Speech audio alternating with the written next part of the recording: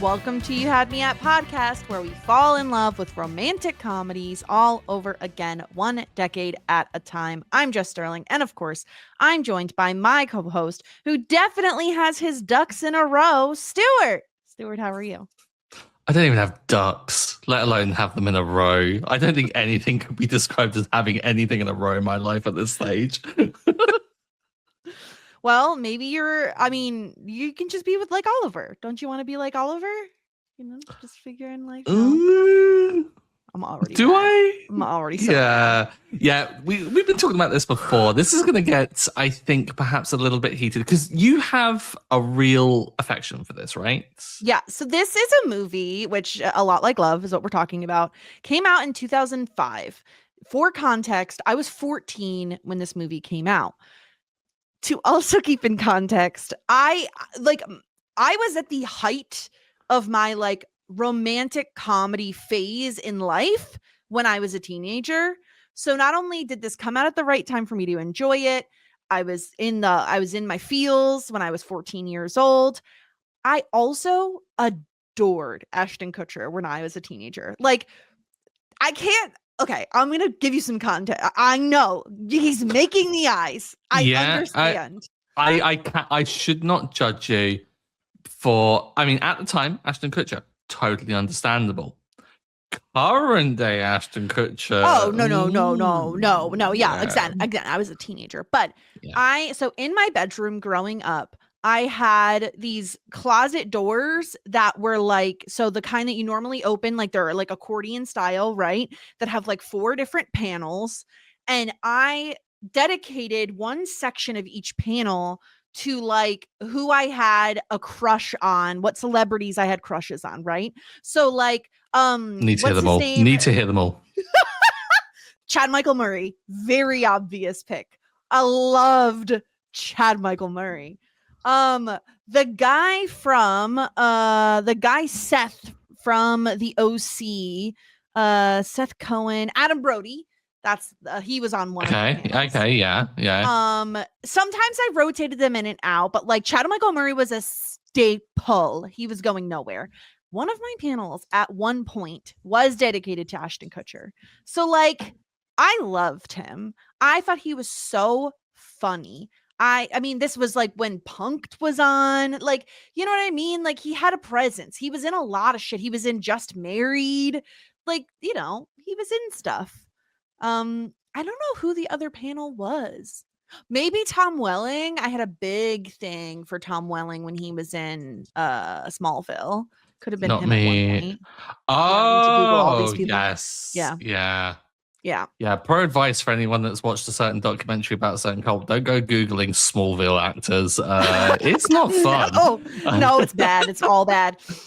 So me being a teenager with this coming out at the right time, with my love of Ashton Kutcher, and the fact that I would buy a DVD of a movie if I really liked it. This is way back when, right?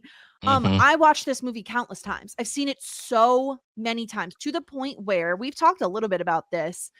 I had a small MP3 player at the time. When I forgot my first MP3 player, was not an iPod. So you could only put like 50 songs on it, very limited storage space. Multiple songs from this soundtrack were on that MP3 player.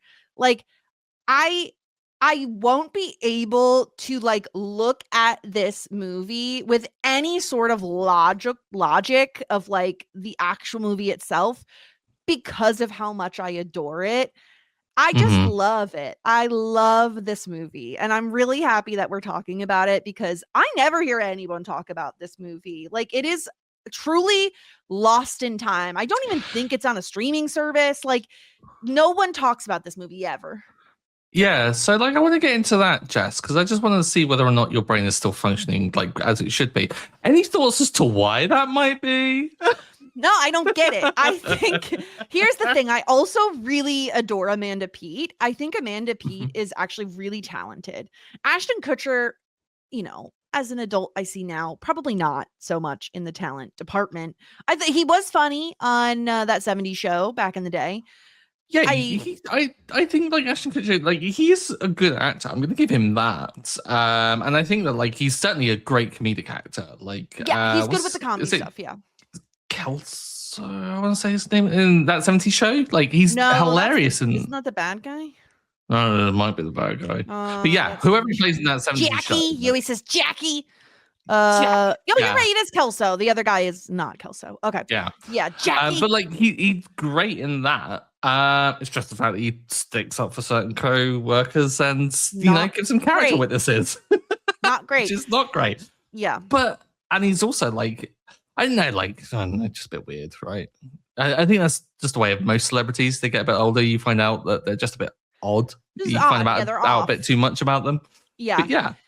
But Amanda Peet, I didn't even know of her in anything else, really. I couldn't say where I'd seen her from. But she's got like a really recognizable face. Kind of like, I thought she looked like a little, like a young Linda Hamilton at one point as well. Like she's got very kind of like similar facial structure. But like she's one of these actresses that just seems to pop up in a lot of different things. But I couldn't tell you exactly what from. Have you ever seen Something's Gotta Give? With I'm so bad with names. I'm so sorry. Literally every Diane Keaton, Jack Nicholson, and Diane Keaton, and Keanu Reeves. Yeah, so yeah, because that came up obviously recently with her death, and I was shame to say no, haven't. You haven't seen it. No. I really enjoyed that movie as well. It does not. I'm sure it ages very poorly. But Jack Nicholson and Amanda Peet are like romantically involved in that movie. It's gross. But she's in Saving Silverman, which I've brought up as being like I was obsessed with it at the time. I just think she's really, really good, and I think I will defend the chemistry between the leads in this movie. I think they have incredible chemistry, which is one of the big hurdles for me in like romantic comedies. If the leads don't have any chemistry, it's really hard to buy into the movie. Mm-hmm. And I do feel like they have great chemistry, and I love a movie that does the jumping forward in time bit. I love it. I can't help it. I can get on board with that. They certainly have chemistry. I love the time skips. Like I love this kind of like sense of just let's see some history, because all these one and done romances that just come and go, and they're like almost like these flashes, and I'm just like, that's going to be over next week. That'll be done. Whereas these long burn ones, when we get to see it like evolve over time, I'm like, this could last. This is probably going to rank quite highly when we get to the end for that. That only, I will just say. Well, let me give a quick recap of what happened in the movie in case people didn't watch it, or maybe you haven't watched it since it came out all these years ago. So Oliver and Emily have a chance encounter on a flight from LA to New York City. Oliver is interested and tries to get to know Emily, who keeps finding reasons not to date him. He just graduated college, nearly a year ago, and he's still trying to get his ducks in a row. She's in her punk rock phase and always seems to choose the wrong douchey artist to date. He says he will be successful in 6 years, so she should call him then. Then we're starting to jump through time. 3 years later, reeling from a breakup and in desperate need of a date for New Year's Eve, Emily calls him. Turns out he's on the verge of moving to San Francisco as his online diaper business, Diaper Rush, has taken off. In the morning, he's gone, but leaves behind his camera for her. Back and forth they go, never getting the timing of a potential relationship quite right. First, Oliver's in a relationship, then he's moving to New York, then Emily is engaged. Throughout all of this, Oliver's business has fallen apart, and Emily has bounced from actor to photographer. How'd you like those full moon butts in front of the full moon, baby? After developing the roll of film from the first day they met, Emily realizes that her first strike against Oliver, which was her having to make the first move on him, was actually incorrect. He took a photo of her before she even met him. She dumps Jeremy. She dumps Jeremy Sisto. I truly don't know how she ever dumped Jeremy Sisto. Like, he would look at me and I'd be like, I get fine, let's get married like right now. And she rushes to hopefully stop Oliver's impending nuptials. Big fat yikes on her part. Luckily, he's not married. It's his Eminem loving sister's wedding. They kiss and it's happily ever after, baby. And that is our film, Stuart. Not me Googling Jeremy Sisto I while you knew were you doing were that. doing that when I said the name Jeremy Sisto. And like, okay, I I have two watched this film questions. literally 45 minutes ago. I stopped watching. It's very upsetting. Number one, have you seen 6 Feet Under? No. Okay, well, that is one thing people would definitely know him from. Yeah. Number two, you've seen Clueless. I know that much. Yes. Yeah, he's in Clueless. Yeah. He is so fucking hot. I can't stand it. He's so good looking. He's so attractive. He's very conventionally my type. Yeah. I think it's just probably not the most flattering image that's first come up on Google. Looking through the actual Google images, Yeah. especially obviously in Clueless and stuff like that. Yeah, can see it, but that first one that comes up on The first Google one is tragic. Ignore it. rough. Yeah, it's he's looking a little on the rougher side, but yeah, that's our movie, Jeremy Sisto included. I love this movie. I really do. First of all, we have to talk about the way in which, and you coined this term, Amanda Peet is a chameleon, a true chameleon. Plop any wig on her head and she totally changes who she is. Completely. Like the definition of it's not a phase mum, where like the whole rocker thing at the beginning. Yes. But I was just like, oh, okay, this is going to be the vibe for the remainder of the film. And then when we see her the next time, and I'm like, oh, I literally put in my notes, I was like, oh, she's a normie now. Like she's just completely changed. And I get that like the whole point is to like show the evolution of time, that she's grown up and stuff like that. But literally, she looks so dramatically different. Yeah. And I don't know how people can do that into the sense of like pulling off the look. Well, because hair and makeup, yeah. I know, but like she looks legitimate as like kind of the rebel, like young 20-something. Whereas like when she becomes a bit normie as the aspiring actress, she's just like, okay, like she looks the part. And then she does in all the other iterations as well. There's not this like awkward, I guess, stage. Like, you know, when like, it's a really bad reference, but Cloud Atlas, you know, when they play like different roles at different timelines and stuff like that.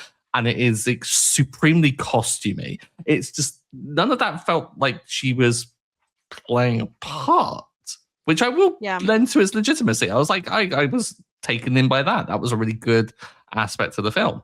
Yeah. The hair though? Oh, the wigs are terrible, right? Like the wigs are bad. The hairs in general, like most of them are pretty awful. But I like it gives it a sort of charm for me that like we get to see. I would argue like you do change so much between your early 20s and like early 30s. And by the end of the film, right, Oliver is like verging on 30 was what he says. Mm-hmm. So like we've spanned like 7 years time and people do change, but I do think these characters still feel like who they felt like in the first scenes that we see them, but evolutions of those characters, right? Like I think Emily feels like she's a bit of a try-hard, a bit of like a snarky punk rock girl who has softened over time in a way that feels very believable, where she has like, she does feel a little aimless and directionless in the beginning. She finds a passion in photography. I love that we follow that through. And I really love that like the first moment of her even trying it is with Oliver. Like there are little things that are set up in the very like beginning of the film that pay off later that I really enjoy. And I think like Amanda Peet's performance is actually pretty incredible. She just feels very believable in that there's inklings of her personality that stay consistent. Like I think she's just very charming in that way, but she softens over time. Like the way she stares down Oliver when they first make eye contact at the airport, like does not break eye contact, is like, holy cow, like that is intense. And I think she softens a bit over time. Oliver feels a little bit less like that. Like I think he feels a little bit more consistent in that he doesn't change as much as it feels like Emily does. But yeah, he feels a little bit like fully formed almost immediately since we get to meet him. He's this like gawky nerdy guy that's got some like aspirations, but kind of has a Right. little bit of a cool streak about him that's like, you know, buried beneath the surface a little bit and needs maybe a bit of coaxing in terms of confidence, maybe to like get out there and stuff. But like other than that, he's like fully formed, which I think probably speaks volumes about the writing of this film in the sense of like, yeah, she's the one that goes on this journey. She'll fit the needs of whatever he needs at any given time based on her personality, which is what I was like the whole time. In a way, I was so glad that we did get the time skips and we got to move on from those because we got almost like the manic pixie dream girl at the beginning. And that was the worry that I had. It's like, oh, here we go, 2 hours of this, great. And then when we got beyond it, but it kind of evolved into needy artist. And then it evolved into kind of like just needy, which I just... Yeah, there are moments is the thing I didn't like. There are moments where I feel like the characters are a bit much or they're making decisions where I'm like, oh, okay, enough. But what I like is I think there is a give and take, right? Like she has his number, so she's the one who has to make the first call. But then there is a bit of a back and forth. Like sometimes she's calling him, sometimes he's calling her. It doesn't feel like it's one-sided. It does feel like it's fairly reciprocal. It's just there's always an issue, like someone's moving, someone's in a relationship, there's like problems obviously because the timing just isn't there for them. Yeah, it's interesting watching her. I like that we go from her being aspiring actor to photographer instead. I think that makes a lot of sense. Like, you know, in being in the arts, it makes sense for me that she would jump from one to the other. Now, you know, jury's out on like the amount of success she'd have. But I like that, like, we do get to follow her through that career journey. And I also really like that, like, we see Oliver make it big and then it completely crashes out. Like that feels realistic that like all of that could happen in 7 years time, that he would. And then he ends up right back where he started, living with his parents. Like, I mean, let's face it, nowadays it is so understandable that people in their late 20s are living with their parents still. Like the world is rough out there. It wasn't as rough in the early aughts, but like it'd be rough. So, you know, he's baby. He is the baby that is he is what is it, babe? Gabe the babe. That's that gets me onto what I really want to talk about, which is the fact that this is probably the most realistic depiction of the kind of like 90s tech boom, in the sense of anyone can make a website that does anything.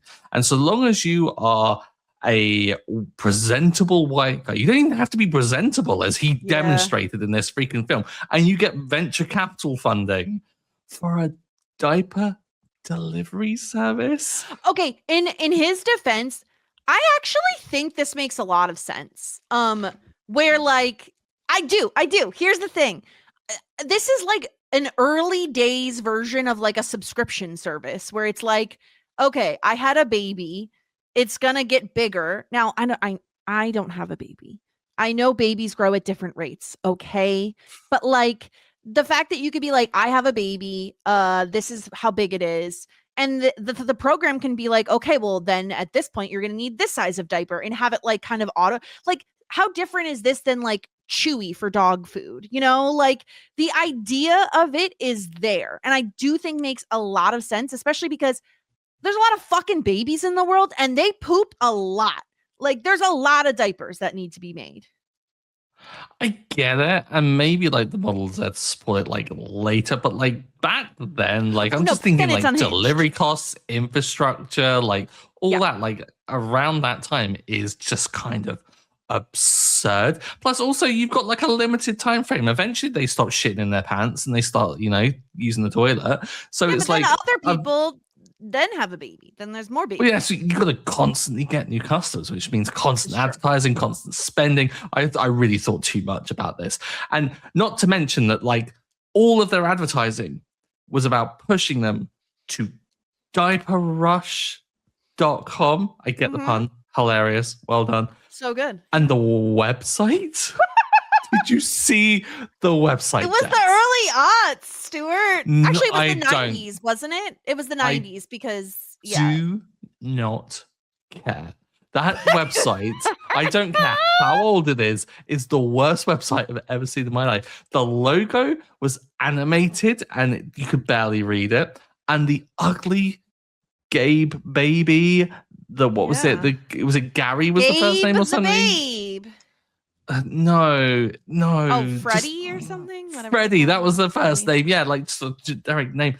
It just looked so bad. And I know, obviously, it's not a real website. That someone's just thrown this together on production. They did their best, and web design wasn't that prevalent at the time. But Christ, it looked bad. No wonder it failed. Put some respect on Gabe the Babe's name. If you're watching us on YouTube, you can see the image. Oh my gosh. Yeah. It was the 90s, you know? Like it was the 90s. It's fine. It's fine. That is horrendous. It's fine. That baby's face is gonna haunt me for the remainder of my life. Babe. Yeah. Oh, it was terrible. But like there were just so many weird subplots to this film, which I'm thankful for, because if it weren't for those, this would be the most boring film I've ever seen in my life, Jess. I know you have an affection for it. I know we're finally getting into the point where I'm going to really lay into this film, but fuck me, it was so dull. Nothing happened. Life happened. What do you mean? We had businesses booming, businesses failing. We had career changes, love interests. We had freaking the guy from Harold and Kumar gets a Hummer, then he has to get rid of the Hummer. We have Catherine freaking Hahn playing yet another supportive bestie. Love her, adore her. Highlight Catherine Hahn appearing in it. So excited for that. But again, it was rescued by these like side characters and side plots. The two main leads were so dull. I just had no investment in them whatsoever. I just find their like quirky antics so charming. The scene where they're in the car driving and Oliver is complaining and she just is slowly but surely turning the sound up on the song and singing over top of him. I love that moment. It's so great. I mean, their dynamic in the way in which they get each other is a good thing. But it's incredibly disrespectful. It's also like reason why First Dude, which again, I'm not ever going to stick up for the guys of like dumpster fires that she dated. The guy from Josie and the Pussycats, that guy? Sure, the one that was like, I'm trying to work. Like, the director guy. He sucks. Yeah. But like Peter. She's got a call back and she wants to run lines and she wants him to like cancel all of his work that he's trying to do, but she's being obnoxious and like taking up space in the entire apartment. And I'm just like, girl, you two aren't a good fit. You're just not a good fit. Yeah. And I don't want to blame him in this scenario for that not being a good fit, because I think that like she's not necessarily like, I don't know, behaving in a courteous way because he's trying to freaking work. I don't know. Maybe I'm old and boring. He seems like an egotistical nightmare. I feel like most director writers like are a bit full of themselves, and it's like my work is more important than yours. Like that's how he feels. Like he always is going to have the upper hand in their relationship because of how they met, where he was directing something that she was starring in. Right? Like it just feels like he's always going to have the upper hand. But then like, fuck this guy. Fuck Allie Larder, don't fuck Allie Larder, but Gina, played by Allie Larder, who then dates him and breaks the fuck out of girl code. She said girl code, never fucking heard of her. This, I wouldn't even go as far as to say this is girl code. This is just code. Just don't like human code. Don't fuck your friend's exes. It's just not on. It's like there's a line. You at least check in with them. Just like, I don't know, maybe do the whole, I don't know, maybe like, I don't know, I've been speaking with you so-and-so recently, and then you kind of like slip in the friendship thing, and then you make it more normal. You don't keep it a secret and then like divulge that out of nowhere and suddenly and expect everyone to be really cool with it. That's just totally not on. Yeah. Not cool. It's not cool. Bullshit. Her boyfriend sucks. Here's the thing. I think they that all do. the only partner that is like decent besides Jeremy Sisto, who is just so fine. I can't. I can't think straight whenever I think about him. Oliver's girlfriend, maybe even fiance, I don't remember. When his business is booming, right? Where who gets on his case about not remembering the wine. Like Girly Pop is right. Like Oh, she is so right. Like, oh, I got the wine because I knew you'd forget. Like, he's like, oh, that's a self-fulfilling prophecy. No, bitch. She just knows you're not paying attention. dude's got more important things. I did not get the impression. I did not get the impression from their relationship or dynamic. And maybe this is me being quite judgy and also like showing a bit of a bias here. I didn't get the impression that she was working. I got the impression that she's a kept she was woman. absolutely being a kept woman. In which case, you fucking buy the wine. You spending his money, you buy the wine. Well, no, but he said that he moved into her place. So how the fuck did she afford that place if she doesn't have a job? Maybe she's just maybe she could be rich already. Yeah, maybe she's old money. Generational wealth could be. Maybe. But in which case she doesn't need to buy the wine. Go into the family cellar and get the wine. Just go down together. I just think they have such a good vibe back and forth between like the road tripping. I really love those scenes. I love the scene at the like Chinese food restaurant where they're playing the game of like who's gonna break first, who's gonna speak first. I would have fucking hated to be their waiter. Like they just spilled water literally everywhere. That is a nightmare. No. Didn't just spill water, spat water at each other. They literally spat at each other. But tell me you didn't laugh when she's pretending to choke and he's like, I'm not buying it. I know she's faking it. Yeah, I will say I did laugh a lot when he just told the waitress, he was like, nah, don't worry about it. Like, she's good. Yeah, it's good. It's funny. I like the fact that they read each other well like that. That they were confident enough, even in that moment, to like make that kind of joke and to make that kind of like leap of just, I mean, this is bluffing it and stuff like that. Yeah. So from then, the signs that this could work long term were already there, and I do like that because I do like this like long term romance, especially getting baked in early. That you're like, I believe in this, like from the start. It's not will they, won't they? It's when they like are gonna like finally do this. Yeah. So I'm here for that. But don't spit on each other at Chinese food restaurants. No, it's bad. It's really bad. It's really gross. Like, don't do this in a public place. If you want to do this in your own home, that's on you. But like, don't do this where other people have to like clean up. I will say, I have played this game before. And I feel like it was inspired by this movie. I in the back of my mind, I bet I was thinking about it. Very, very early in Will and I's relationship. Like it may have been like a second, third date. Like it was very, very early on. I was like, we were talking about something and I can be known to be a chatterbox. And I was like, I bet you I can go longer without saying anything. And he was like, I don't even know if he wanted to play this game. Like he probably was very uninterested, but I was like very invested in winning, obviously. And we get to the point where like I was dropping him off at his place. I think I must have driven, and he was like leaving, and he was like, "Okay, fine. Like I give up. Let's go. Like whatever." And I won.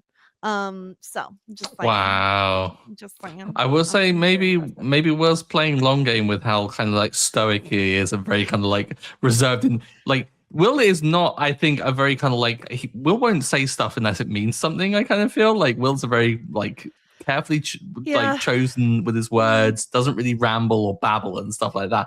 I think Will's maybe, like, playing that game still a little bit. And it's just... He is chattier than you'd think. There are times when he gets very chatty. You can get him going. You can get him going on certain topics. Yeah. Don't ever disagree with him on video game endings, I will say. Don't disagree with him on video game endings. Go on about those. Never disrespect an animal. Never disrespect an animal in his presence. Fair.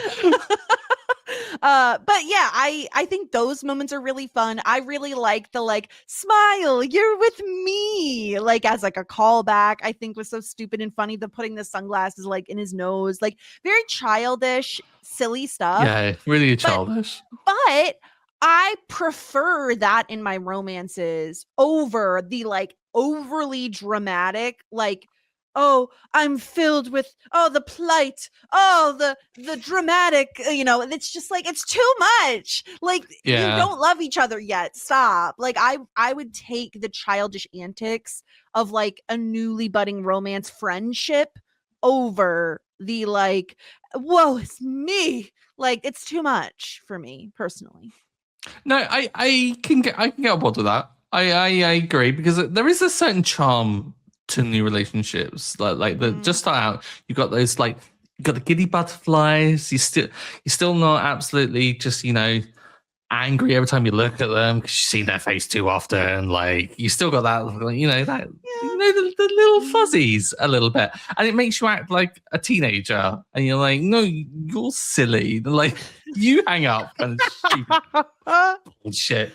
But like, that is charming. But to bring it back, just don't spit on each other. Like, just yes, I agree with you there. Don't spit on people, especially in public. Don't do it.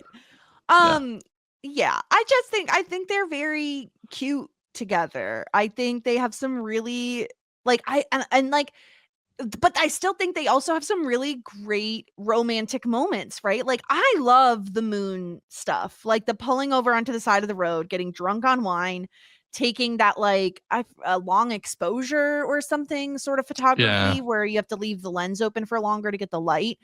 I love that. We got to see some butts. Who doesn't love a butt? Two quality donks. We'll just Good say old donks. Yeah. good donks. Also, you'd probably like to hear this little tidbit behind the scenes that's been in my noggin rolling around for like 20 years.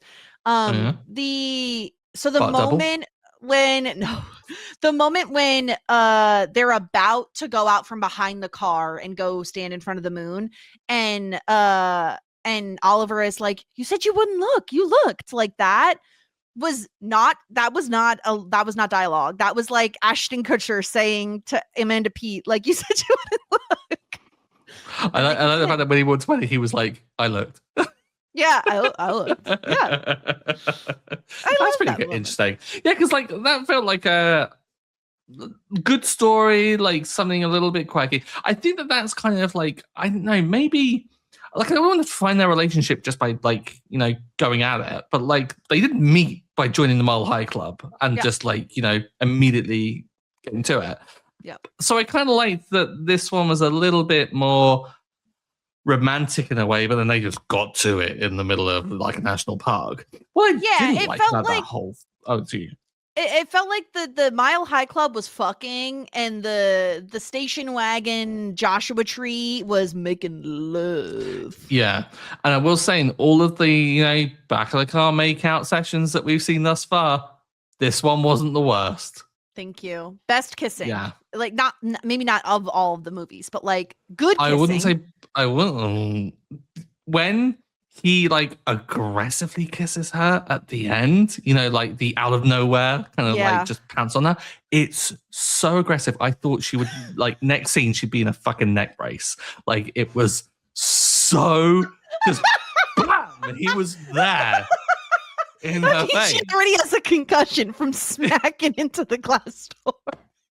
So the glass door, I will say, I totally did not expect it at all, and that got a huge belly laugh. I knew that's what it was. I was like, it was just stupid. Just absolutely. It's not that just fact the whack it. It was like her face. She was like, oh, like so bad. And then the person has the audacity to be like, "Oh, were you the ice person?" Like, bitch, no. See, this is. I will say this movie is still fairly balanced with the rom and the com. Like I would argue, like it's one of the more balanced. No, because I didn't laugh at the fact that she'd done that. Like I wasn't laughing at that. Oh, goofy this. I laughed at the fact she looked like a fucking weird. Like her face was just so wrong, and it was so out of place of a scene. This wasn't intentional comedy by any means. I think this was just bad comedy. Oh dear. Speaking of comedy, can I ask you your thoughts on Oliver's sister? Taryn Manning. Like that's her name, right? Yeah, that's her name, Taryn Manning. From Orange is the New Black. Yes. I swear, looks identical identical. Like she has always been like she's always been a meth head looking like individual. I'm really sorry if this ever gets wrong. I'm really sorry to say that. But like seriously, she looks the same. It's so weird. Yeah. I enjoy their back and forth, and the fact that he goes out of his way to borrow someone's phone just to call her and lie and say he saw him in that was pretty good, actually. I will give him props for that. There's nothing more realistic than going to extreme lengths to like prank or annoy your siblings. Yeah. Like it's just a given, right? You've got to do it. You've got to do it. And that there's like, again, this is a time capsule, right? Like this is an early aughts movie. The like, get off the phone. Like that you're like being on the same phone as your sibling and wanting like it's so real. It is so real. It did bring back that absolute paranoia of when you are talking to someone and you're like, is someone listening right now? Like, is this? I'll tell you part of the story and I'll text you the other part and you put the two bits together just in case. Yeah, that was... Why the hell would someone invent that method where you could just, pick up a phone and listen on someone's conversations on the same house as you? Messed up. I'm so glad that we're free of it these days. Ellen's wedding dress, also the two-piece wedding dress. Oh my god. It's so trashy. But like, this is the weird thing about them. She doesn't fit in that family. Like, is she a foster kid or is I don't know, like she's surprised you're adopted. It's like, is it that? Like the easy, who told you? Yeah, because like I didn't get that vibe from the mum that we saw. I didn't get that vibe from him that they were just like sometimes younger siblings just country as a biscuit, as I've heard is the phrase. It's just so terrible. Oh god. It's so bad. My face hurts. Oh my god, it's so funny. I love Ellen as a character. She just has such younger sibling energy. I love her so much. Oh my god. So that again, like the supporting cast, I do feel like does a decent job in this movie from timeline to timeline, right? Like Catherine Hahn, iconic. She's in How to Lose a Guy in 10 Days. I think she is a queen in her own right. She can play a leading lady, obviously. I think she is so good at the best friend. Like she's really nailed that role. Yeah. And it's a shame that we'll probably rarely ever get that now that she's like made it big and is Agatha. Now she's Agatha, yeah, exactly. Although saying that, as good as she is as a best friend, she is also good as the horny yet somewhat reserved wife in Step Brothers. She is, again, talk about a transformation. No, it's so good. It's so good. Yes. So I so agree with that. The thing is, see, I'm just so upset with you that you've never seen Parks and Rec, because her as Jen something, she is so funny in that show. I didn't even know that she was in Parks and Rec. Here's the thing. She's not like, she's like very much a character that shows up every once in a while. She's not in all the time. But when she does show up, her character is so funny. Jennifer Barkley, she like plays this character who like hates children, is very like businessy, has no time for like the softness or tact. She just gets right to the point. She's so funny. I love her. I love her. She's incredible. I want to be her. She's awesome. Yeah. So yeah, the other thing that I need to talk about, which I briefly mentioned earlier, is the soundtrack. Tell me you liked the soundtrack. Tell me you recognized a lot of the songs. Recognized a lot of songs. Couldn't name hardly any of them because they're those kind of like iconic songs that were just pervasive in that kind of like era. Because like couldn't name that song or who sings it. But Life. What's wrong with you? It's by Third Eye Blind. Get an sorry, education. I'm not Shazam or iTunes. Like I like. Wow. But if you say to anyone, "Oh, that song," the do, everyone knows that song. Yeah. Like they're just so pervasive. Tonight, when the break of dawn come tomorrow. Sixpence None the Richer, is that the? No, you're thinking of a different song. No, that's called "Save Tonight" by Eagle Eye Cherry. Eagle Eye Cherry, that was the one. Yeah, they do did have you get, Now That's What I Call Music compilation albums. Yes, of course. Over there. Oh, okay. Yeah. I wasn't sure if that was just like a UK thing because they were very UK centric. Back in my day, I had Now 4. Now it's like Now 170. Like Now 4? Are you serious? Now 4. I had Now 42. Maybe we had different nows because that doesn't seem right. Maybe. Yeah. I had Now 4. Now. Are you actually 80 years old, Jess? Secretly, I'm 80. No. Now That's What I Call Music 4 featuring Beethoven. This is exactly it. Now That's What I Call Music 4 was released in 2000. Oh, okay. Wait, 42. So, when was that released? 1999 over here. Yeah. Okay, so definitely different. So different timescales. Yeah. Okay. This came out in 2000.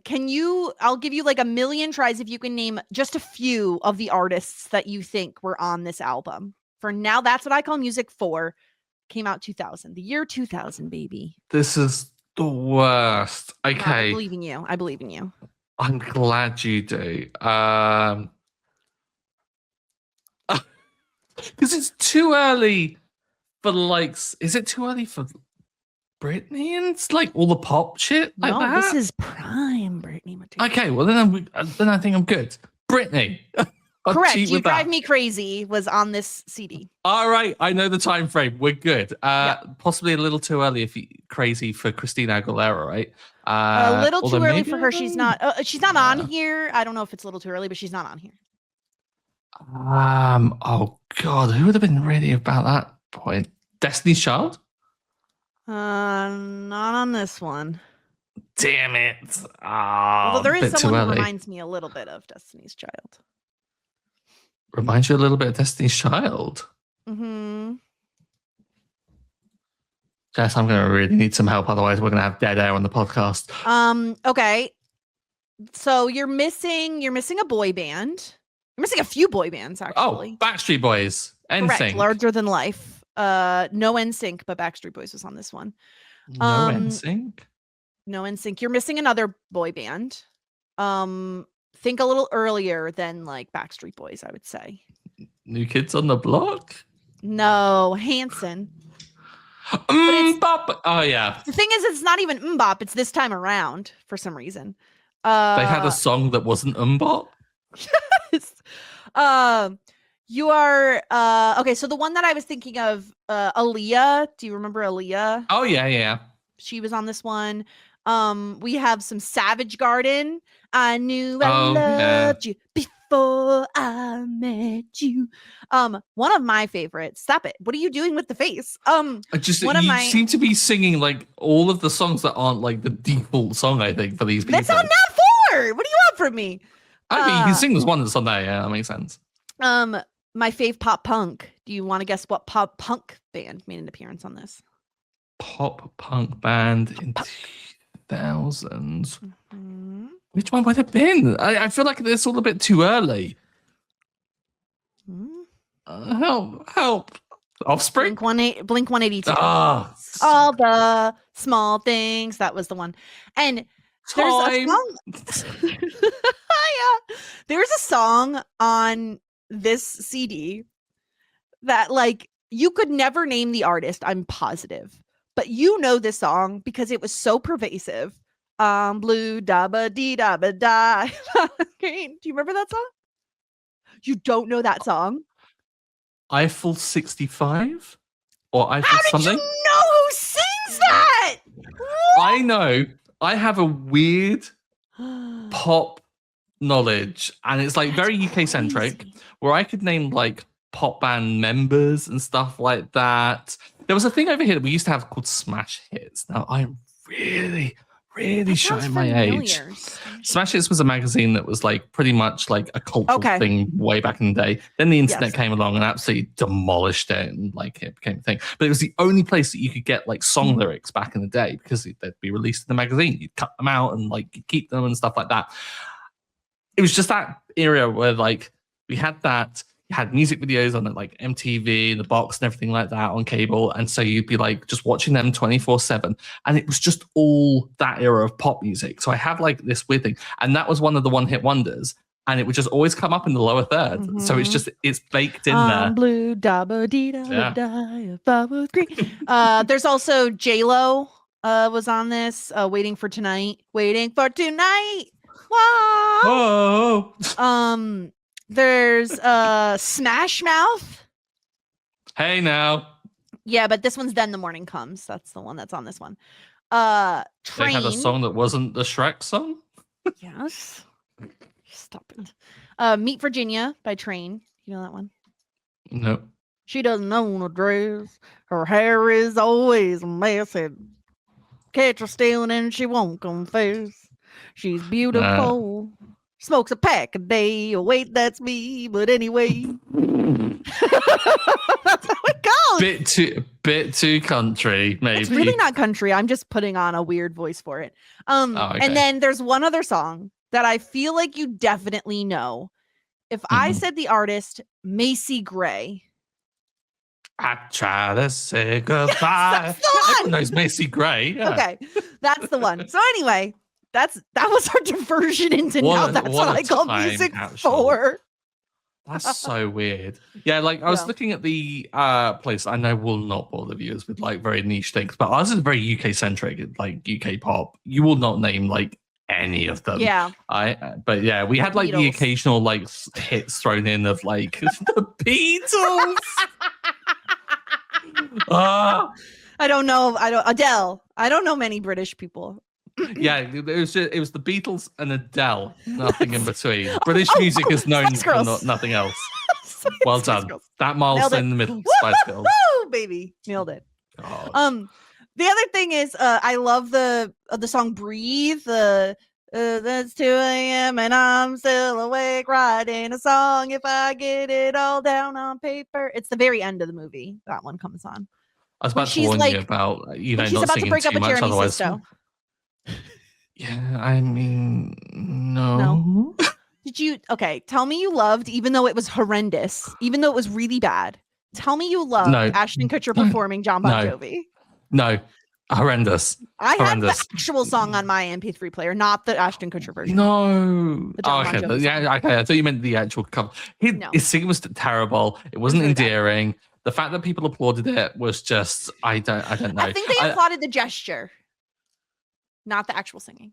I guess you can get away with saying he was that. Is the same one that he saw in the window in the beginning of the movie. Did you like that? Did you like how I didn't notice that, Jess? It's fine. I've only seen this movie like 50 times. It's whatever. That's a real thing to notice. It just looked like a regular guitar. Okay, but you're like saying it almost as if that is, look at like the good continuity. Yeah. I'm thinking of it. Look at the cheap prop master that's just reused that guitar. So this clip right here, this moment in the podcast was in the conceit of the podcast. That's what you would say. And what I would say is, but look what they did. It's romantic. It's so romantic. If you leave me now, you take away the biggest part of me. Oh, yeah. It's so good. But the other song that I fell in love with that I still to this day like love and know the words to is Brighter Than Sunshine. And that's the moon moment. I never knew what love was for. Na, na, na, na, na, na, yes. Yeah. The soundtrack's great. So iconic music. And I will say, like, really at the time, makes you really nostalgic. Could barely name any of it, but that's not the point of it. It's all about just, you hear the banger, you sing along to it, you know it. Yeah. They nailed that unintentionally. But that's so intentional.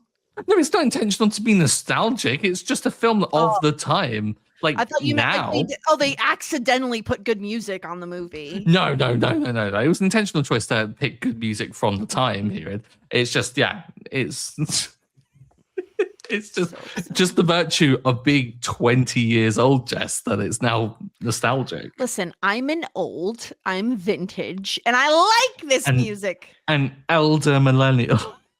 Ew. So we're called. That's what I've been referred to as. I hate it.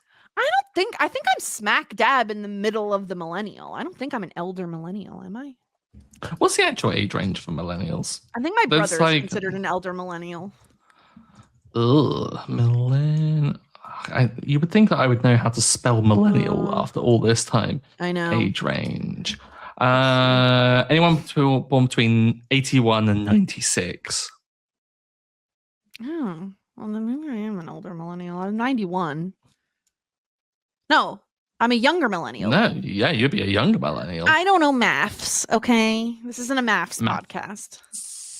Yeah, I think I'm in the bracket of elder millennial, I think. Wow. Yeah. Ugh.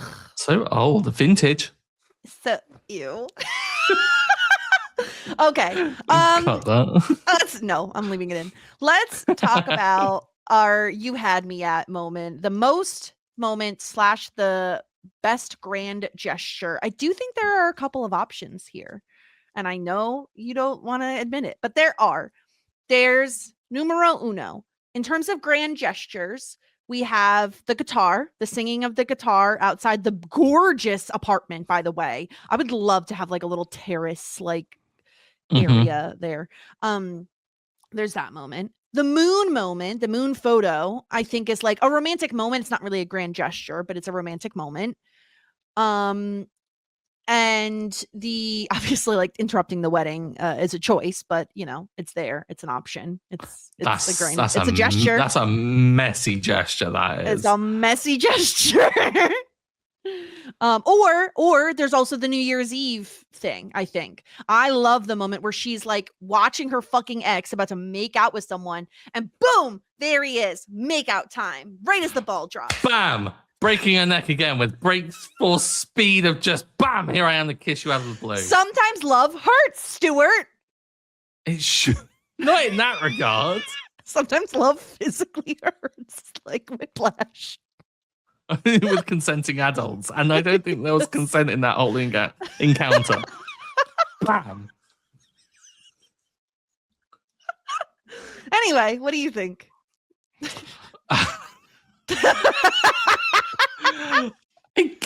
Not a gesture. I mean, the thing is, I kind of want to. I'm gonna give it to the photo and the moons. We saw two of them.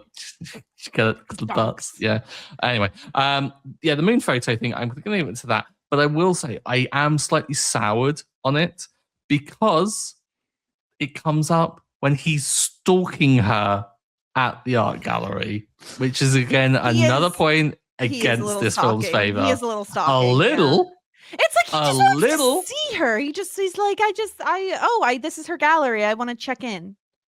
Hey, I'm an old friend of the artist. Would you mind next time she's in giving her my number and having her call me if she would like? That's fair. Solved. It's very solved. Fair. It's very fair. That wasn't a grand gesture, but what's yours, Jess? I love the moon photo. I think because you have that covered, I am going to go for the guitar. I think it accomplishes many things. Number one, it's horribly embarrassing, which I think is like, if you're putting yourself out there and it's embarrassing, I love it. Number two, it's an inside joke of like, oh, she dates Bon Jovi. Like, I'm going to learn a Bon Jovi song. Three, that was a strike against him, was that he didn't play guitar. Now he does. I think the whole thing is cute, and I'm going to put it on the list. Can we get into this? Because I don't think we talked about this at all. Yeah. The strikes. What the hell is with old films and people having fixed rules in their life of what they will and won't accept? Like, I get it. Establish boundaries that you will and won't go beyond. But don't just come up with these arbitrary rules of what your love is going to be. Like, the whole, they need to make the first move. Like, Yeah, get rid of that's it. gross. I don't like that as a rule. I do think the rule thing though feels very early 20s to me. You know, it feels very Yeah. young to have so many Childish rules and for people you immature. want to Yeah. date.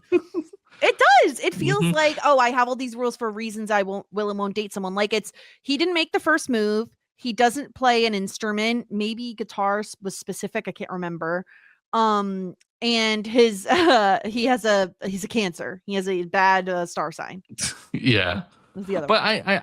I feel like all of those rules are kind of like the modern day equivalent are the stereotypical like Tinder like do not talk to me kind of things of like must be over 6 foot, must earn over X amount of money kind of like kind of things. Same with like guys having the same ones for like girls, like the really kind of like vain ones of like must weigh under this kind of awful things that people put on it. And I feel like it's just evolved into like, oh, I have strong opinions of what I will and won't accept for myself, which is kind of good for your own, like, I guess, Yeah. mental health and things. But don't just make them arbitrary BS rules that really have no real factor on whether you are going to like someone or not. Have your rule be, I won't date someone unless they treat me nice. I won't date asshole directors who really pay me no attention when I need attention. Like, I do think the maybe that'd like be a good not rule. dating a smoker thing makes sense. Like that's a health thing. Yeah, but that's a preference. I think that's totally acceptable because that would absolutely be on my Label list. these as preferences. I think like it's like, oh, I'm attracted to people who play musical instruments, right? Like that's different than being like, I will not date someone if they don't play an instrument because you could learn an instrument. And that's the thing. They might play an instrument that isn't sexy. They might play the saxophone. Stop it! I knew you were going to do that. I knew you were going to do that. As soon as you started to say the sentence, I knew where it was going. I knew where we were going. I'm upset. The saxophone is the sexiest instrument. I don't make the rules. I went to a concert the other day and there was a reed player. They came out with a flute, then they played the clarinet, and then they played the saxophone. And I literally thought, Jess would love it right now. Because saxophones are sexy. I will say, are. It did get real funky and a bit sexy in terms of like the music that's being played. And I was like, maybe she's got a point. Maybe she's got a point. Saxophones and guitars. I think they're both up there. What's down there then? What's an unsexy instrument? A flute is unsexy. What? Okay. Number one, the way you have to be like the hand positioning that you have to have for a flute. Breath control though. The discipline. Sure. I mean, you could say the same thing about beatboxing. I was going to say a tuba. Yeah, it sounds like farts. Yeah, exactly. Yeah. Any instrument noise that you make that sounds like a toot? No, thank you. That's fair. Tuba definitely up there. Yeah, I think flute for me. Oboe is kind of like, I mean, I'm not gonna talk about serendipity, but it's not a good look when he plays the oboe. It's really not a good look.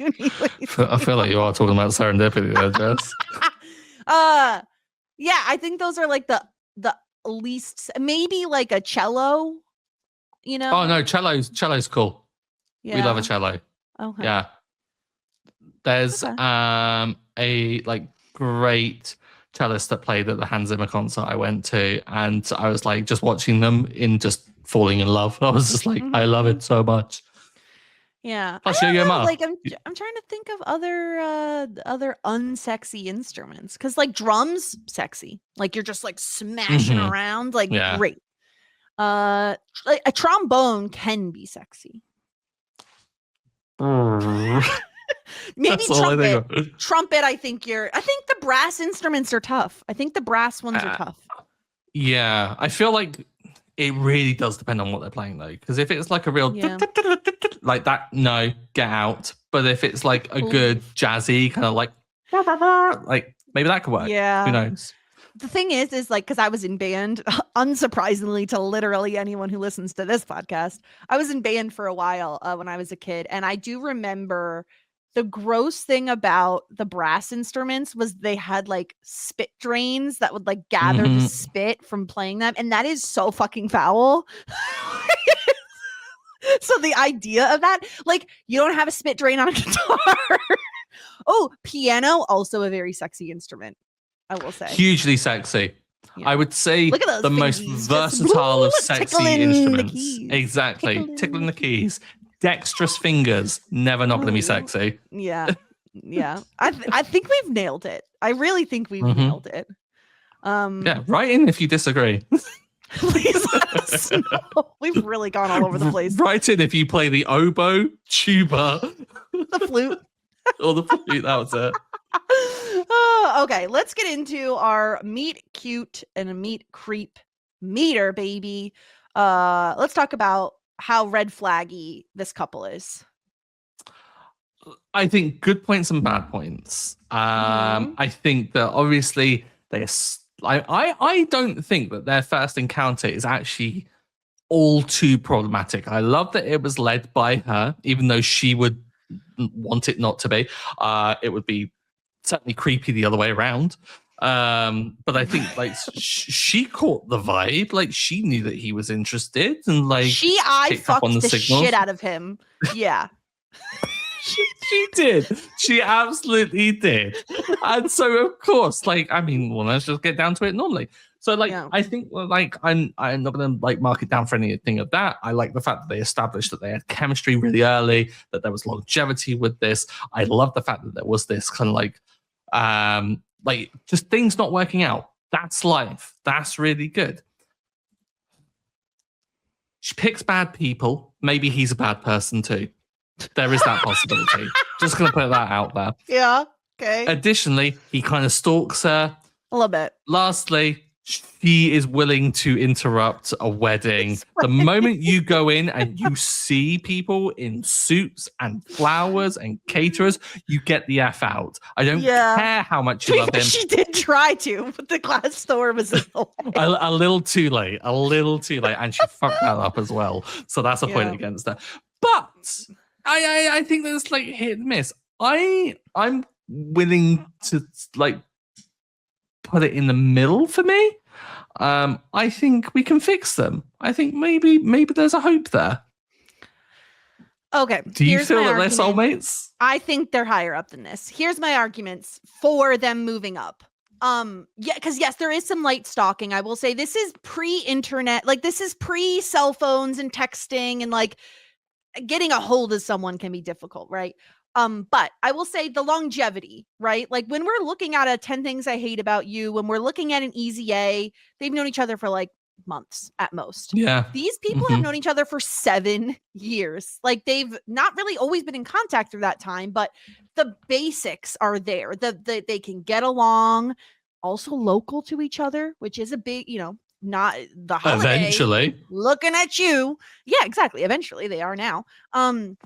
So that works out nicely. Physical chemistry is there. I think if you can laugh with somebody and they make you we see multiple times in this movie where like one of them is in a bad spot, like emotionally, mentally, whatever, and the other one is able to pull that person out. Like even the thing with like her asking him to put flowers on her mom's grave, like that was like such a weird little note, right? Like they'd kind of just throw in there. However, I was like, cut this out. It could have been so trimmed. unnecessary. It could have been trimmed, but I think it does point to like, I'm sure she doesn't talk to everyone about that. Yeah. I just think that like the basics are there for them to have longevity in a relationship together. I think their problem for the entire film was timing. Like they just never got the timing right. So I think they have everything else. And the other thing is, we gave eyelid kisses soulmates. Literally a man kissed a woman's eyelids. Yeah, I think we fucked up. I think we did, but I just think that like they have more longevity than anyone else on this tier ranking. Like they have so much more back and forth than anyone else. More than the wrong Paris. How dare you, Jess? How dare you? That seminal rom-com film. No, I'm kind of willing to agree. I think because like I marked down 10 Things and I marked down Easy A for the high school of it all. I can't with that I can't even entertain the idea that they're soulmates. I'm that much of a like, yeah, okay, I get it. Occasionally people fall in love and meet their people like in high school. Well My done. parents You're a were one. rarity. So annoying. Disgusting. Get out of Disgusting here. is what it Divorce is. already, losers. No, it's endearingly sweet, but it's such a rarity. Yeah. Like, and I especially, I don't know, like, I see this probably working out better than those two. I just can't, for good conscience, put it in soulmate status. All right, well then like, we could do green flags galore if we could do it at the top of green flags galore. I'll compromise there. They're not in high school. Also, I love the cover of this movie. I really do. I will say that for a lot of it, I absolutely ragged on Easy A for those awful credits. But Easy A, great poster, I will say. But I love the branding on this. I love the fact that all of the the titles and the credits and the like artwork for the poster and stuff, it's all really consistent. I love me a film that's like consistent with the branding. Get that stuff done. Solid poster too. Yeah. I love I mean, it's also again very nostalgic for me. Like I did photo booths constantly with my friends when I was a teenager. So like it's just of that time period, I think. Like they're a lost art now, I think. Yeah. I will say like the credits with the photo booth pictures and stuff like that just added to the whole like thing of chemistry. Like you could see the chemistry with the photos that they took as well. They're really good. Yeah. Okay, best in showmance score. This is where I'm going to be so mad. I just know it. I just know I'm going to be so mad at you. It's fine. It's fine. Give it what you will. Do your darndest. I don't want to go first. Oh, okay. I'm nervous. I'll go first. Here's the thing. I've been honest so far. Like I just have so much nostalgia for this movie. I cannot break that apart from like the actual logical, like, is it the best script? No, I think there's the physical chemistry between the leads. I do think it's a good blend of like romance and comedy. Like I think it has both. It's not too sappy. I really love a friends first, even though they fucked. Like they didn't develop. Hey, you can be friends and just do it. Yeah. They didn't develop a relationship immediately, which I also really like in a rom-com. I like the slow burn of it, and I love a jump through time, like a When Harry Met Sally, right? Like I love that sort of a thing in a movie. This film wishes it was When Harry Met Sally. Oh, obviously, it's not When Harry. That's like, come on now. We recently watched, what the hell? It was an Emily Henry book. What is it? People You Meet on Vacation. Have you watched that? No. It's an Emily Henry book. It came out, I think it was like a Netflix movie. It came out like last year, or maybe it was even earlier this year. We watched that, and it was fine. It was good. It was okay. But same kind of thing where you go through time a lot with it. Yeah. You start at the end and then you kind of like go back like 9 years or whatever. Anyway, all of this to say, where do I land? I just am so biased. But I don't care. I love this movie. I'm gonna give it an 8.5. That's what I'm giving it. Because I love it. That's not as wildly high as I thought it would be. Yeah. Which is good. Because then I don't have to swing the other way like I thought I would need to like out of the average. I'm trying to compare this to other films because I certainly think this is a better film than Say Anything. I'm gonna say that. Like Say Anything had some, I think, more iconic moments, but as an actual film itself, I felt it was a bit long. I was like, we could have cut again a good 20 minutes from this. I think I messaged you at one point. It was like, how are there 25 minutes left? We could cut a little bit of time for sure. Yeah, exactly. So like cut a little bit of that. It's nowhere near as good as 10 Things. I think it's better than This is the thing. If it's better than The Holiday, it has to be better than Easy A based on my rankings. And this is where rankings become stupid. So I'm going to give it a 6. I'm going to put it on the level with the rest of them. Wow. I think it's 666. That's unlucky. That's Here we are. Terrible. Here we are. But yeah, I think in its rightful place below the wrong. Here's the thing. I'm not mad. I'm actually not mad. I really thought I was gonna come in here and you were gonna be like, it's a 3. Like, I really thought it was gonna be like much lower than what you gave it. I mean, was I slightly egging up how bad it was? I mean, I still wouldn't say this was a good film if I was asked. Yeah. But I think that there are things that make it endearing. I can see why you have such a nostalgia for it as well. But I would say that it didn't grossly offend me like some films do, Merv. So I can't get too much on my high horse about it. I was like, it's an okay film.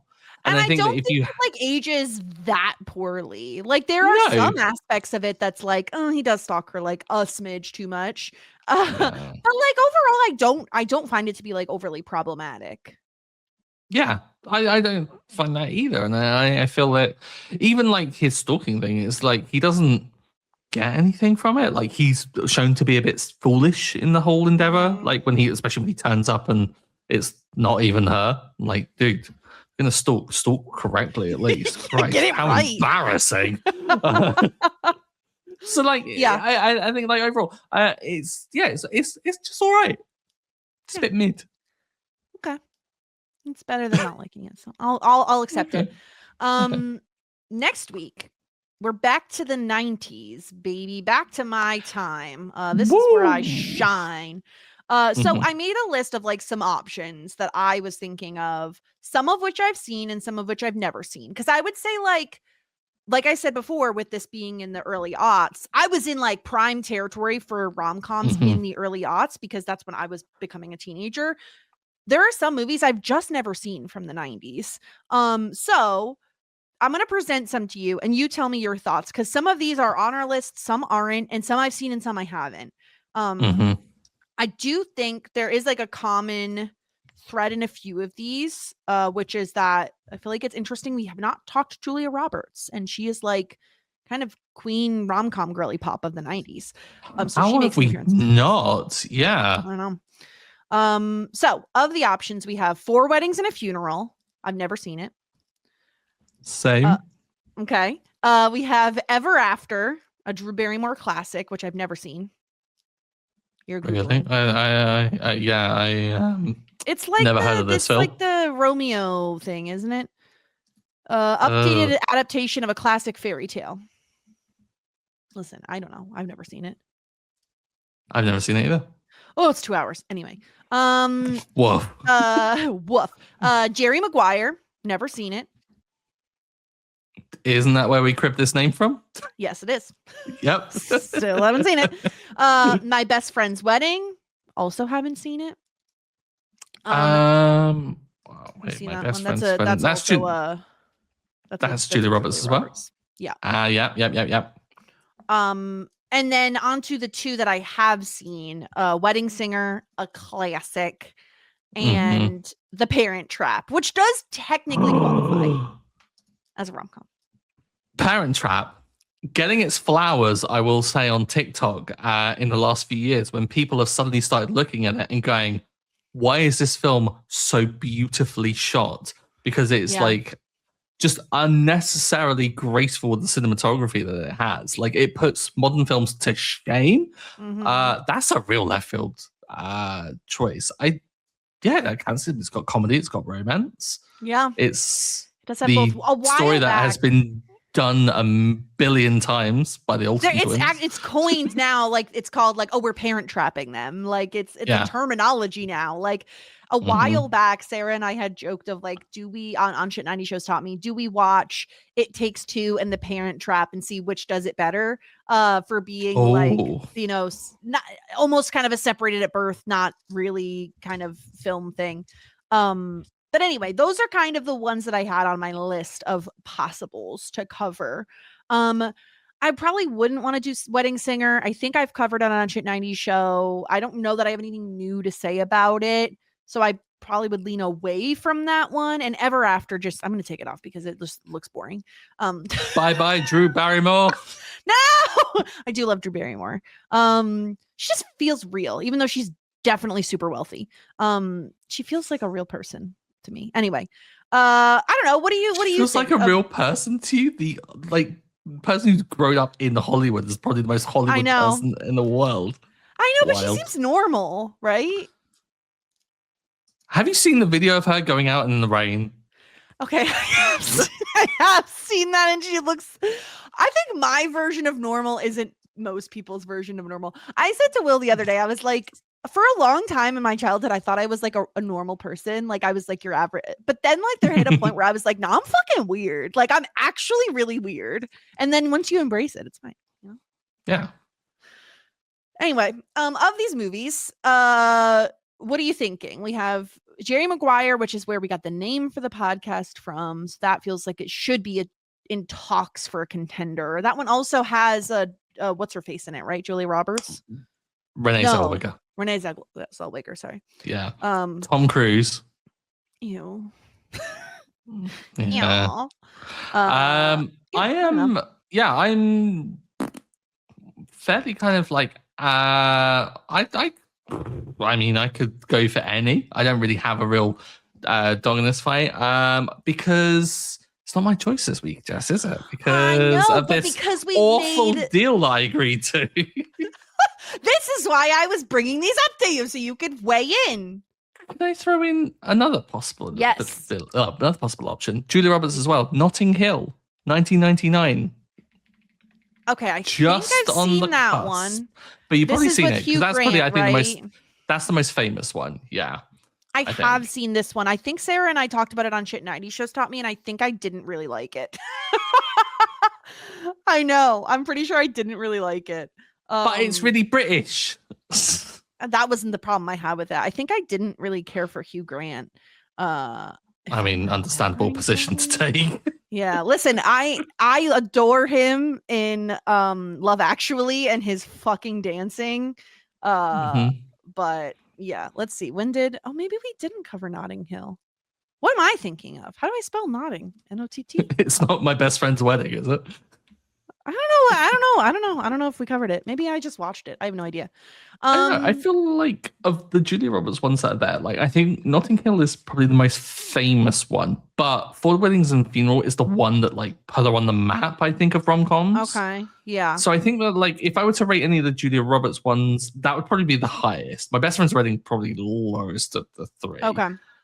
But then Jerry Maguire is up there because of obviously, I mean, the name. The branding.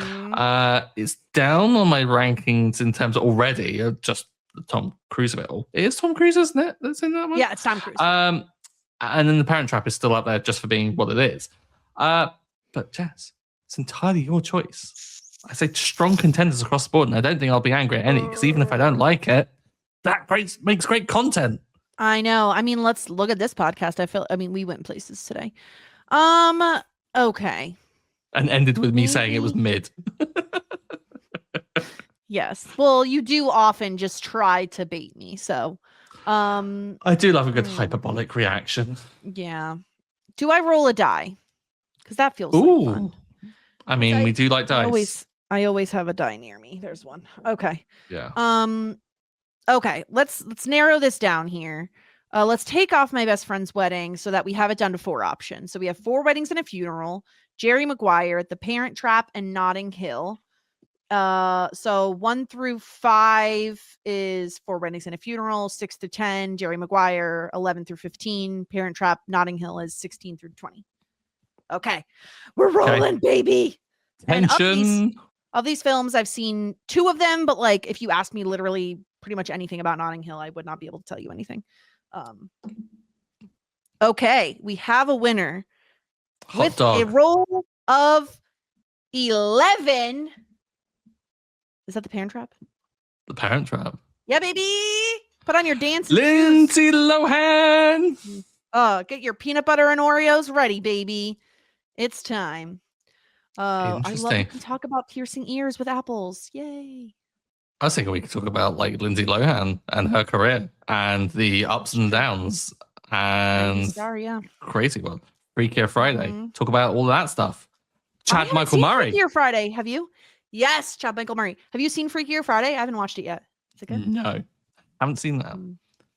Don't even think I can remember anything from Freaky Friday beyond just Jamie Lee Curtis just screaming. Baby. Yeah, I'm course she did. old. What are you gonna say? Yeah, what about the film though?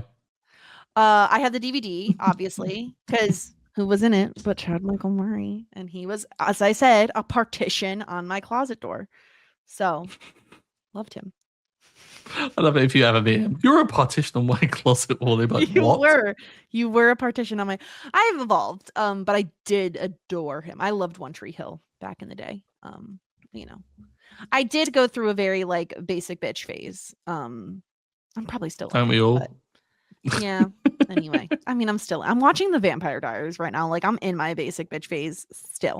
Yeah, I've been avoiding a lot of messages about the Vampire Diaries. I'm just like, that's just a world I don't want to be involved in. I feel like I shouldn't. I'm definitely getting dumber as I consume it, but like honestly, I don't care at this point. Everyone needs something like just turn your brain off and watch. I think everyone needs something like chips. That. Yeah, potato chips. Yeah, it's the potato chip equivalent of television. Anyway, in the meantime, hear me talk about Buffy the Vampire Slayer over on Shit 90 Shows Taught Me. We're in season 6 and it's depressing. So check that out. Like, it's really actually sad. But we're this is our penultimate season. So that's wild. Yeah. And we're still watching covering it forever. Yeah. It's been a minute. We'll be done. Our timeline is that we will be done the end of this year, 2026. So that's that. I know. That's and I recently soon. Yes. I mean, yeah, it's coming up. I recently also guested on Crying Laughing talking about Mad Men. If you want to listen, I've never watched it. I'm watching it for the first time. Where are you up to now? They are up to season 3. Let me confirm. I'm bad with that stuff. I think I'm in season 3. I think we're like getting towards the end of season 3, actually. Yeah, season 3, episode 10 was the last one I just watched. When they started up, I was like, yeah, I'm going to give it a watch. Watched one episode and then checked out. And I've been rewatching The West Wing. No. Of course. Yeah. I feel like I would like Mad Men. I was just going to say, Mad Men feels like something you would like. The problem, the biggest problem that it has, in my opinion, obviously, is like, you kind of hate everyone. There's really not like a hero of the show, which is difficult at times. Because it was in the age of like the anti-hero, yeah. So that's rough. Everyone's kind of a misogynist, which isn't fun. But it's the times. It's the times. So yeah, go check all of that out. I don't know. Anything else, Stuart? Nothing from me. Haven't been on anything. Haven't guessed it. Have been delightful just in this little spot talking to you people. So, yeah. Life. Also, we got an email on Shit 90s for Buffy that said they came over from talking shit, and then you had Meat Pod. And they sent like a smiley face emoji after it, and I just cracked up. It was great. I loved it. I love Meat Pod. So good. Love to hear that. Oh. Also, an hour 22 in, but we haven't mentioned this because we haven't recorded since the news of Catherine O'Hara's passing. And like, I just feel like I want to bring it up because obviously like it was rough. Like devastating. I haven't been as affected by a celebrity death, I think, since like the passing of like Matthew Perry, I would say was like the last one that like really affected me in such a way. Both in how sudden it felt and just in the outpouring of love that followed from everyone who's ever acted with her, knew her. Yeah, a big loss. I think it really sucks. Moira Rose being such an incredible character that we obviously talked a bunch about when we covered Schitt's Creek. Yeah, there was certain celebrity deaths I think that are like just so they affect everyone, and I think this one blindsided a lot of people because there were so many people who were just absolutely just taken out by this news, and I think that it speaks to the way in which Catherine O'Hara is just so like she's just been there for everyone, whether it's Home Alone, whether it's Schitt's Creek, whether it's Second City, whether it's like Best in Show, like she's always been that kind of just lovable personality that had been in many people's lives. And I think the reaction has been so sad, but also so gratifying to know that someone so funny brought so much joy to everyone. And I will say, as much as it was difficult to endure social media for a time, because it was like very painful to like constantly have that news being around, it was a joy to see all of the funny clips, all of the really lovely moments between her and the castmates, with her and Macaulay Culkin, for example. His tributes post that came in. Whoa. Yeah, Annie Murphy's as well, like talking about the lessons that she like wrote down that she's learned from Catherine as well. It just goes to show that like just beyond the role of Moira, she had just such a huge impact, not only in the world of comedy, but in the world itself, which is crazy to think about for an improv comic from Canada. Like, it's just not the kind of thing, and it just speaks so much to like just how fantastic she was. And it's been horrible, but it's been also a joy to be able to kind of like, I guess, have an excuse to watch all the videos and to kind of revisit everything. We talked about potentially doing something that we promised to do. I know, maybe put us on the spot here. So like ages ago, any listeners Talking Shit will know that we had a drive to get to 200 subscribers, and we still owe you a podcast. We're on it. We'll do it. We'll get to it. Yeah. It's in tribute, you know, we gotta do it, because gosh, she was a great one. I think like when I think of celebrity deaths that have hit me hardest, definitely Catherine O'Hara, Matthew Perry, and Robin Williams, I think were like, Robin Williams, that was a big one for me, because it's just a lot of it goes back to like your childhood, right? Like, what do you remember fondly? And like, he's in nearly every movie I remember as a kid, you know. So it was a hard and one. Like and you get like formative movies that really kind of like are there for you at the time. Like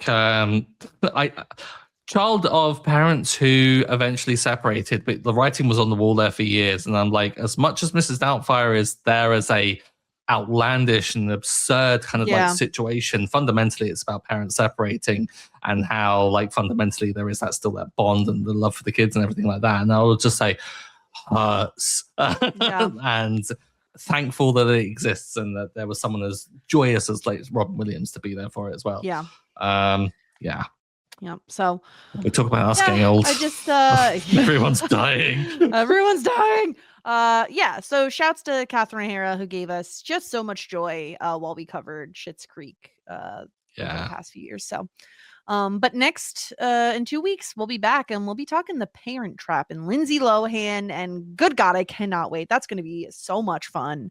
So yeah, I don't know, Stuart. I think we should sign off and say goodbye. Don't. You'll ruin it. Bye.